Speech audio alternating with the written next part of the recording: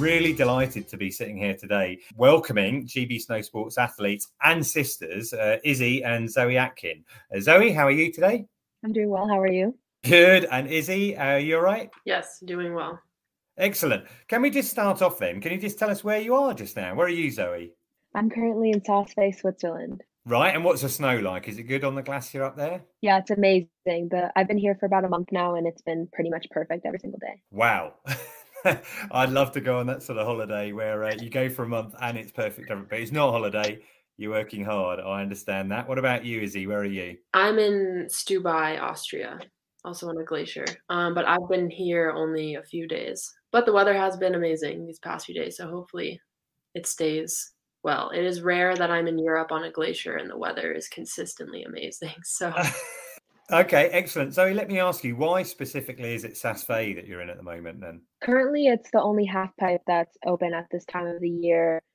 It's pretty slow in the off season. This is like when the season's ramping up, and there are very few training camps. Okay, well, that makes sense to focus your time there. And would you say preparations are going well? You said you've had good weather and the snow is good. So is the pipe delivering as well? Yeah, preparations are going really well. Over the summer, I was able to train at the Utah Olympic Park, so I was learning some new tricks into the on the water ramps there. So it's basically a jump kicker into a pool. So that's a really good way to get some air awareness, some new tricks, and I've been working on taking those to snow. Cool. And what about yourself, Izzy? I'm thinking, the demands of a half pipe are that specifically, you got to have one built for you, but Slopestyle is a bit more flexible in the number of places that you can train for it. Yeah, there's definitely a lot more parks available than half pipes. You need a lot more machinery and money to build a half pipe than to make some jumps. So I'm lucky in that respect. I have a lot more options, but I honestly spend, when I can, a lot of time training at home. I love skiing Park City, their park, and now Woodward Park City is a new training facility that's just opened up in the past few years. So I've been utilizing both of those places a lot, and it's nice to be at home and also be able to train. For sure. And you mentioned you'd only just turned up to Austria. Where were you prior to that? I was at home for a few days, and then before that I was in school in Colorado. Okay, because I think I read somewhere that you do your schooling in the summer, essentially, don't you? When other people may be off and you're training and competing in the winter. Mm-hmm. Yeah, it tends to be spring and fall, kind of the off season where not much is going on. I'm back at school. And, you live in the States, you're based in Utah, and you both have an American accent, but you're both obviously on the British team, and you've been on the British program, from a very young age. I know Pat Sharples pretty well from, a long way back when we were both in Courchevel together. And in fact, I've interviewed him for the ski podcast before. I understand he was sort of quite influential in you coming towards the British team. Is that right, is he? Mm-hmm. Yeah, he was definitely a key figure. I have dual citizenship and close family ties in the UK, so it was already something I was thinking about. And then, my dad and I remember we had a meeting with Pat Sharples and just came away from that meeting with such a positive impression of him and the team. And that was played a big role in my decision. Excellent, because I know that you were very keen on slopestyle, from a young age. I think I read somewhere is that the reason that you moved to Utah in the first place, to be able to get more time on the snow? Yeah, it was definitely a big reason. The skiing and just that access to those training facilities. I know that you've had a big, British influence in your lives. Your father's from the UK, and I read somewhere that you were brought up on a diet of Ribena and Marmite. So not many people have Marmite in their lives unless they got a British connection. Yes. So in the Marmite test, some people say you either love it or you hate it. And which side are you falling on then, Zoe? Oh, love it for sure. I don't know how you could hate Marmite. It's so good. Every time someone tells me they don't like it, it's because they put too much on it. Just to clarify, people are listening to the show here, they might not realise that certainly, I would hope, have heard of Izzy, because Izzy is the first, I think I'm correct to say, the first Olympic medal on skis, which was the bronze medal in the slopestyle in PyeongChang. And Zoe, you've had a bronze at the World Championships, I think in Aspen. Was that last year in 2021? Yes. Now, I've got a question for you. You're obviously both very talented in your family. One of you is doing slopestyle and one of you is doing halfpipe. Did you just like pull things out of a cup to decide who was going to do what? I actually followed Isabel at first into slopestyle. I mean, we started doing freestyle in general, so we were doing everything. We were doing moguls, aerials, slopestyle, and halfpipe. And I mean, I kind of just happened to be better at halfpipe skiing, and it was definitely a lot less scary for me. So I preferred it. And then when you start training more because you like it more, and then you get better.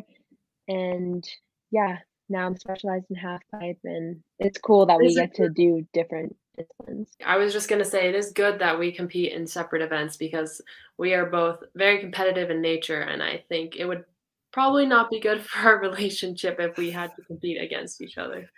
Yeah, sibling rivalry is a wonderful thing, isn't it? I know that, I have a brother, but I've also interviewed Martin and Graham Bell before, and they were competing in the same events, and I think it does bring a different dynamic into it.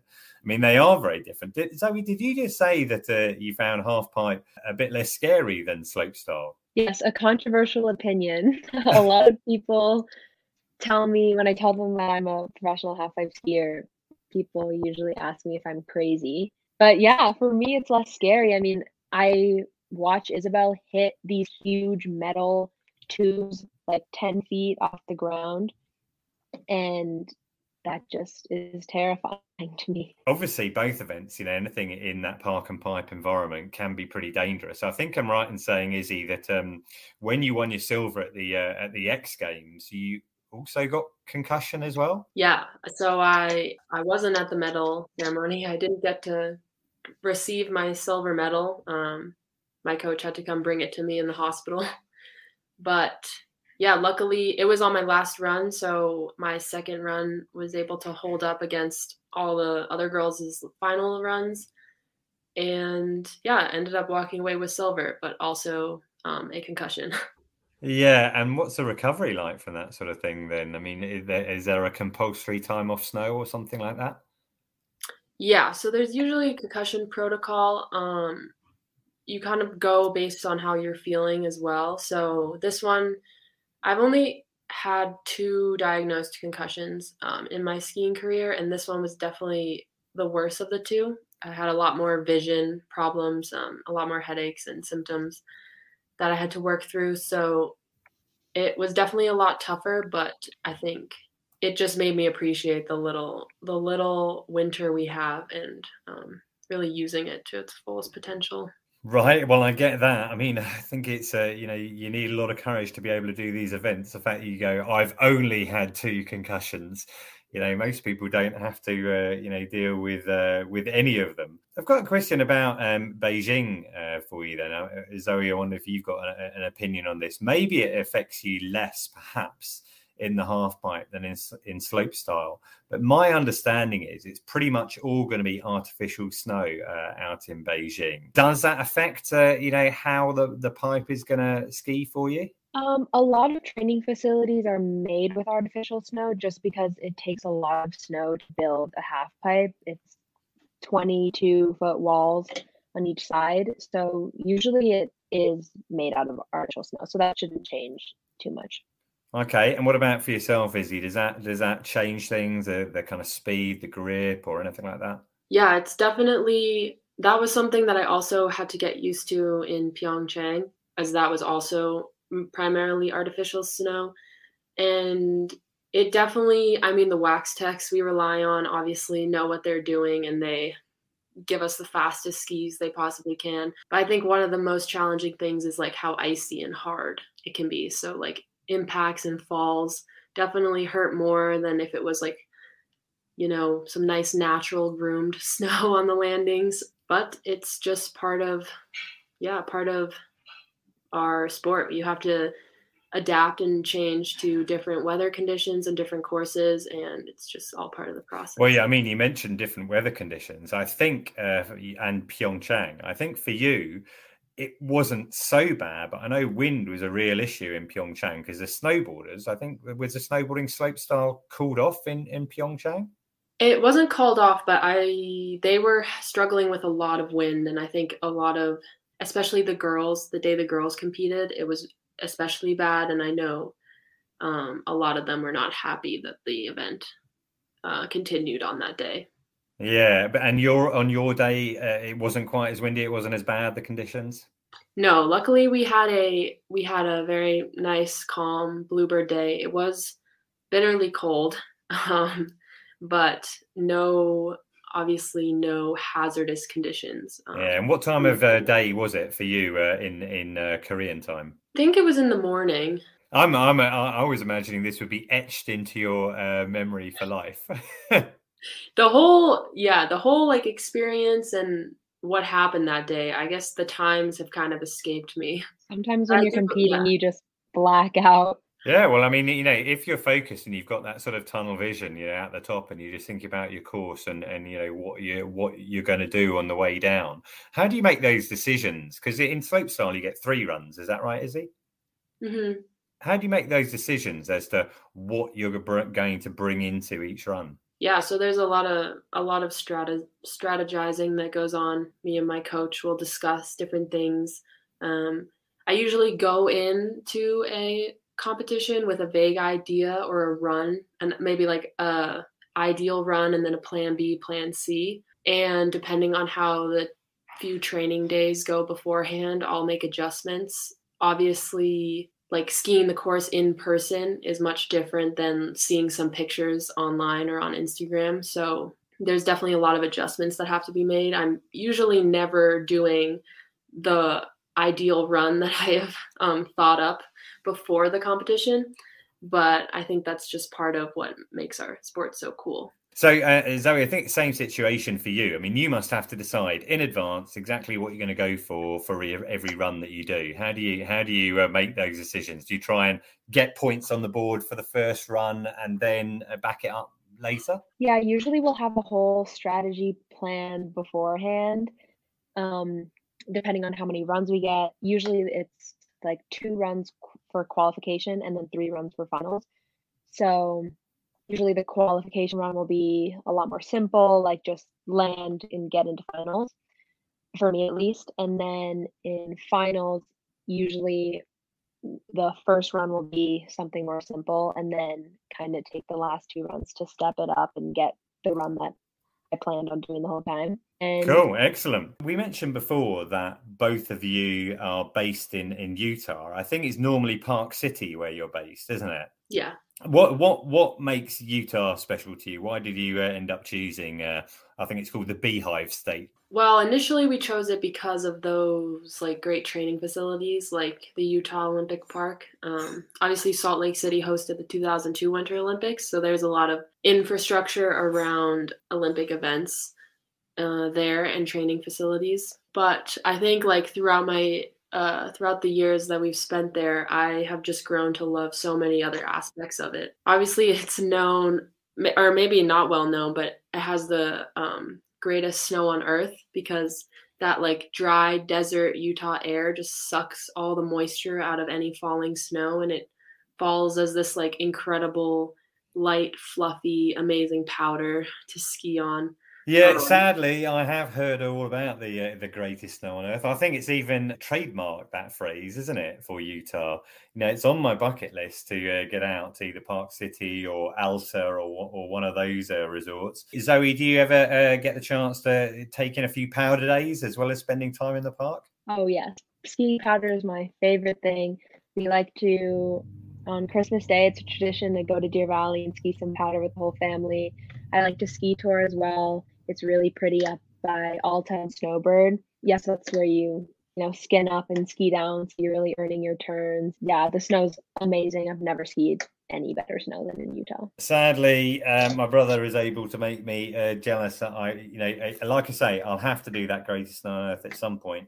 As it goes, I will be going out to Utah next year, but it's going to be in the summer. I'm flying into Salt Lake, and then we're going to take a holiday around the States. Any recommendations for us to check out in Utah while we're there? Obviously, all the national parks are amazing.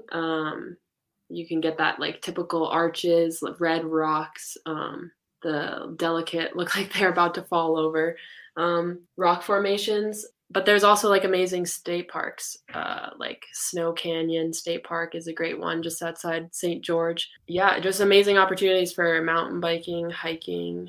Okay, Zoe, any favourites around the kind of Salt Lake or Utah area you think we should drop into on the way? Yeah, Zion, Bryce Canyon, they're all so striking scenery that you really can't find anywhere else. It's gorgeous. Okay. Well, I'll put them both on my list. Now, I've got a final question for you, Izzy. I read somewhere that after your medal in Beijing, that you ended up flying back first class on British Airways. Is that right? I did, and I got a little mini bottle of champagne that had the British flag on it. Right. Okay. Still, have you cracked that one open yet, or do you still have that one? No, I actually still have that one. I think it's on my shelf. Right. Well, I imagine that special treatment for medal winners. So I very much hope that you'll both be flying back first class from Beijing in February after your event. So we'll be following you closely, Izzy in the ski slopestyle and Zoe in the ski half pipe. Best of luck with the rest of your preparations, and thanks very much for joining me today. Thanks very much, Izzy. Thank you. And thanks, Zoe. Thank you. Thank you for having us.